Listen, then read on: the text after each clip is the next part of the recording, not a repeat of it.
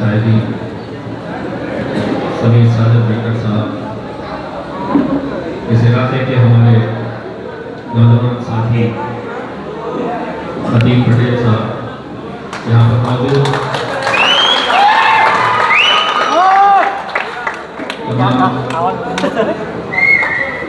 मौजूद बुजुर्गों, साथियों, नौजवानों,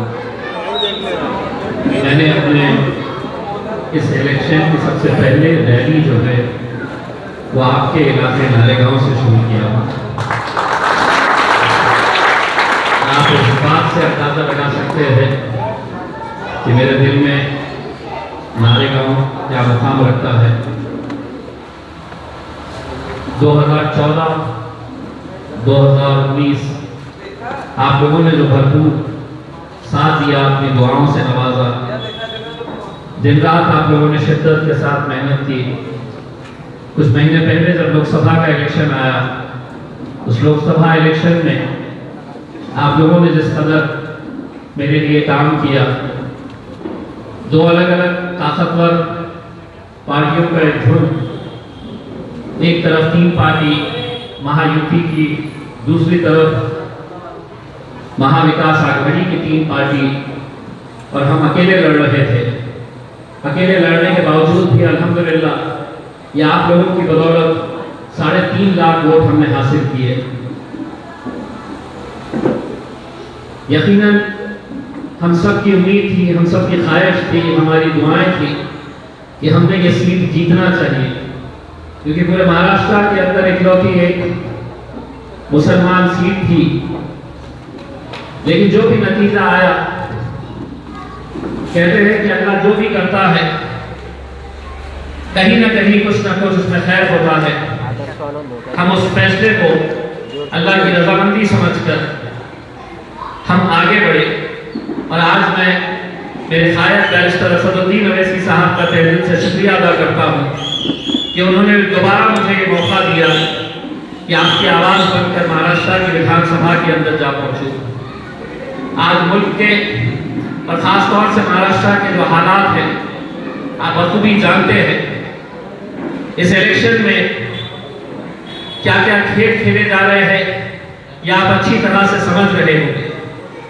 पूरे महाराष्ट्र में सबसे ज़्यादा उम्मीदवार, पूरे महाराष्ट्र में जिन लोगों ने फॉर्म भरा कि हमें भी इलेक्शन लड़ना है, 110 उम्मीदवार मैदान में उतरे, और इन 110 उम्मीदवारों में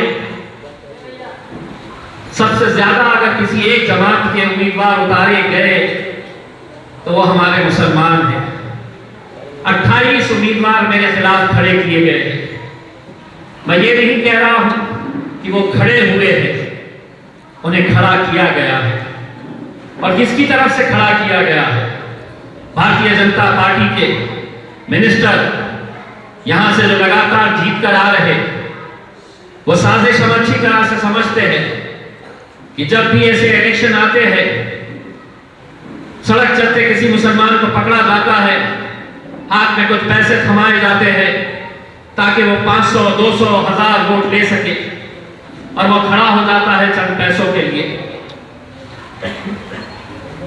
विड्रॉल की डेट अभी शुरू है, 4 तारीख तक ये उम्मीदवार मैदान से हट सकते हैं, और मैं उनसे अर्पण गुजारिश करना चाहूंगा कि ये पैसा जो तुम्हारे हाथ में दिया गया है, ये जिंदगी भर चलने वाला नहीं है। ये तुम्हारी क़यादत को खत्म करने के लिए ये तुम्हारे हाथ में ये पैसा दिया गया है। कितने दिन चलने वाला है, लेकिन आज ये हालात हमारे सामने अगर आ रहे हैं तो ऐसे ही चंद लोगों की वजह से जो इलेक्शन के वक्त में हमारे वोटों को बांटने का काम करते हैं। आप अच्छी तरह से समझ रहे कि इम्तियाज जलील हो या नासिर सिद्दीकी साहब हो, उन्हें हराने के लिए कैसी कैसी ताकतें काम कर रही है। शिवसेना 2 है, एक दूसरे के कट्टर मुखालिफिन है, लेकिन एक शिवसेना का नुमाइंदा पीछे हट जाता है ये कहकर कि अगर हम दोनों लड़ते रहे तो कोई मुसलमान चुनकर आ जाएगा, कोई मजलिस वाला चुनकर आ जाएगा। उनकी सोच ऐसी है, और हम एक अल्लाह एक रसूल को मानने वाले हम कितने हिस्सों में पड़ गए हैं। ये कितने अफसोस और शर्म की बात है हमारे लिए। या आप लोगों से मैं अपन गुजारिश करता हूं, अगर किसी ऐसे शख्स को जानते हैं जो इस चुनावी मैदान के अंदर उतरा हुआ है, ठेला लगाने वाला, ऑटो रिक्शा चलाने वाला, चंद पैसों के लिए आज पूरी कौम का सौदा करने के लिए बैठे हुए हैं, ये कितने अफसोस और शर्म की बात है। क्या होगा? 20 तारीख के दिन इलेक्शन होगा, कोई 200 लेगा, कोई 500 लेगा, कोई 1000 लेगा, कोई 2000 लेगा। लेकिन सोचिए 23 तारीख के दिन अगर खुदा न करे जीत और हार का फैसला कोई 1000 वोट का रहे, 2000 वोट का रहे, और हम जो एक हार पिछले कुछ महीने पहले हमने अपनी आंखों के सामने देखा है, उस दिन आपकी कैसी कैफियत थी, उस दिन सिर्फ औरंगाबाद की आवाम की कैसी कैफियत थी ऐसा नहीं है, पूरे हिंदुस्तान की नजरें लगी हुई थी कि औरंगाबाद के महाराष्ट्र के अंदर एक मुसलमान आवाज को कैसे खत्म किया गया था। यही साजिशें रचकर 23 तारीख के दिन जब नतीजे आए, और खुदा न करे ऐसा हो कि नासिर सिद्दीकी हो या इम्तियाज जलील हो, 1000 से हम हार रहे हैं, और उस हार के अंदर किसी गैरों का हाथ नहीं रहेगा, हमारा ही अगर हाथ रहेगा, तो सोचिए उसका भुगतान हमें 5 साल इंतजार करना पड़ेगा। 5 साल के बाद फिर इलेक्शन आएगा। जिसने लाख रुपया, 50,000, 25,000 रुपये लेकर खड़ा हुआ है, उसे कोई फर्क नहीं पड़ेगा, क्योंकि वो तुम्हारा सौदा करने के लिए चंद पैसे लेकर खड़ा किया गया है भारतीय जनता पार्टी के उम्मीदवार के जरिए।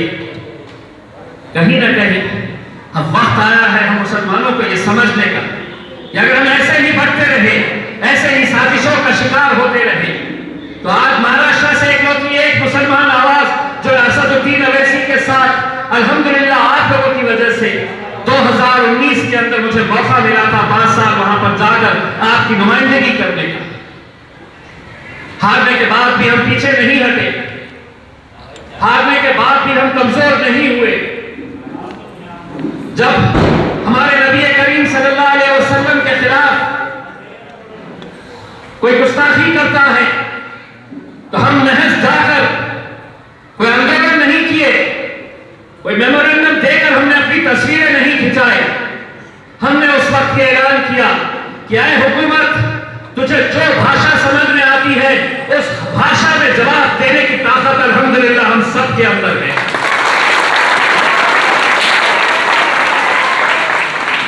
हिंदुस्तान की तारीख के अंदर इतना बड़ा जुलूस अपने नबी के लिए, अपने रसूल की मोहब्बत के लिए शायद 75-76 सालों के अंदर हिंदुस्तान के अंदर कहीं निकाला गया हो। आप लोगों ने उसे साबित करके दिखाया था कि हमारी सियासत ऐसी की तैसी, हमारी कुर्सी को हम ठोकर मारते हैं, लेकिन अगर हमारे नबी करीम सल्लल्लाहु अलैहि वसल्लम के खिलाफ कोई गुस्ताखी करता है तो चट्टान की तरह हम खड़े रहकर तुम्हारा मुकाबला करने की ताकत रखते हैं।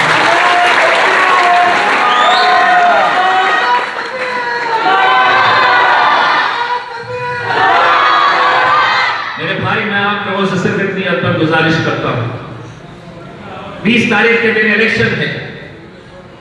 मैं जब पैदल दौरा कर रहा था, बहुत सारे बुजुर्ग लोग मुझे मिले। कुछ बातें मैं आपको बताना चाहता हूं।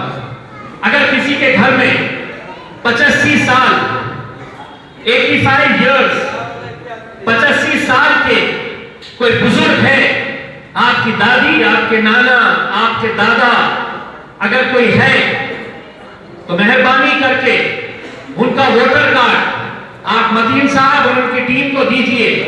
उन्हें 20 तारीख तक वोट डालने के लिए किसी बूथ पर जाने की जरूरत नहीं है। अगर उनके पोलिंग बूथ के ऊपर उनके पास जो वोटर कार्ड है, अगर उसके ऊपर उम्र उनकी 85 साल के ऊपर है, तो उस कार्ड के जरिए जो गवर्नमेंट के अधिकारी है वो आपके घर में आएंगे और उस बुजुर्ग शख्स का वोट वो घर में डाल सकते हैं। अगर कोई अपाहिज है जो चल नहीं सकता है, हाथ माजूर है, पैर से चल नहीं सकता है, बिस्तर पे है, अपाहिज हो गए हैं, तो ऐसे लोगों के लिए भी ये सुविधा मौजूद है। ऐसे अगर कोई इस इलाके के अंदर जो चल नहीं सकते हैं, जो अपाहिज है, जो माजूर है, उनकी भी जानकारी इस ऑफिस के अंदर दीजिए। हम ये इंतजाम करेंगे कि उनके घर पे आके, वहां पर सरकारी अधिकारी घर पे आकर उनका वोट ले सकते हैं। एक और बात, गरीब बस्तियों में इलेक्शन से कुछ दिन पहले कुछ दलाल आते हैं, आपका कार्ड लिया जाएगा कि हमको आपका इलेक्शन कार्ड दे दो, हमको आपका आधार कार्ड दे दो, आपको किसी जगह पर ले जाया जाएगा, आपके हाथ पे ईंट लगा दी जाएगी और उसके बदले में आपको या तो 300 रुपये दिए जाएंगे या 500 रुपये दिए जाएंगे, या अगर बहुत हराम की दौलत है तो 1000 रुपया आपको दिया जाएगा। मैं तमाम नौजवानों से, मेरे शेर दिन नौजवानों से नारे गांव के, अगर कोई ऐसी हिम्मत करता है वही उठा के पटक दो।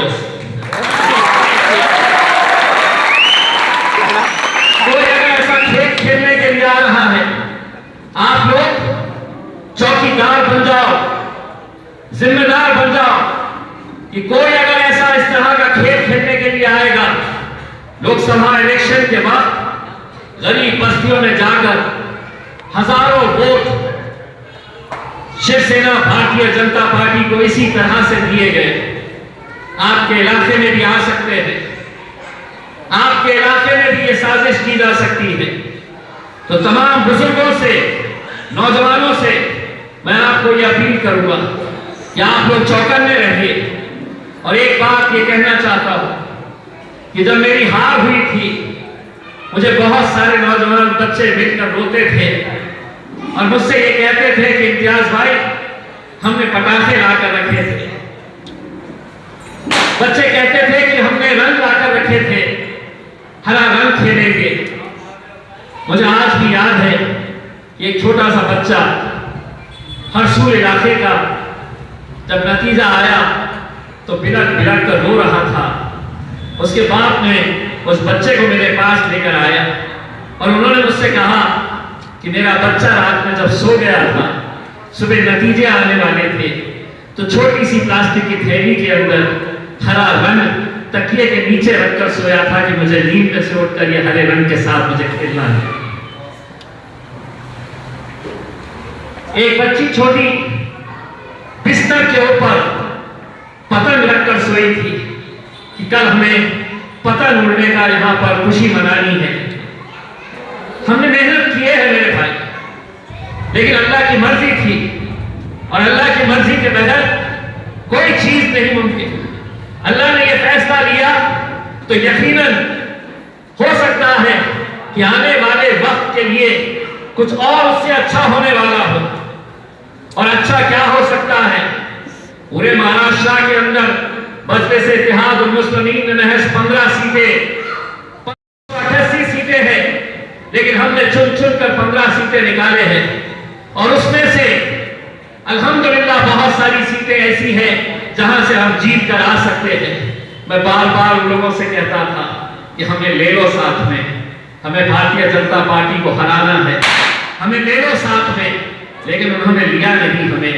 अगर आप लोगों का साथ रहा, 23 तारीख के दिन इंशाअल्लाह वो दिन भी आ सकता है कि जिनकी चौखट पर हम बैठे वो हमारी चौखट के ऊपर आएंगे। हमें हुकूमत बनानी है, हमारा साथ दे दो। बस यही आप लोगों से इंतजार करने के लिए आया हूं। वोट बटेंगे तो हम हुकूमत में नहीं आ सकते, वोट बटेंगे तो हम कभी जीत नहीं सकते हैं मेरे भाई।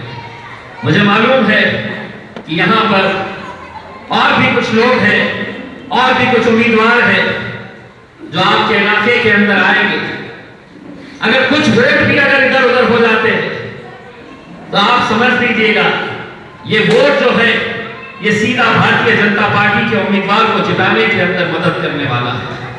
इसीलिए मैं आप लोगों से यह पर गुजारिश करता हूं, साथ ही साथ जाते वक्त सिर्फ इतना कहना चाहता हूं, 10 साल का इंतजार खत्म हो रहा है, शेर आ रहा है।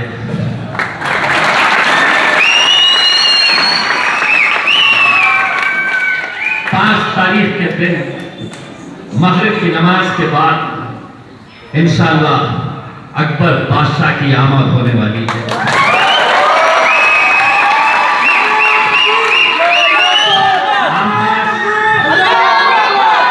आमखास मैदान के ऊपर एक अजीम और शान जलसा अकबरुद्दीन अवैसी साहब का होने वाला है। बहुत सारे सियासी मुखालिफिन की नींद हराम हुई है कि ये क्यों आ रहा है।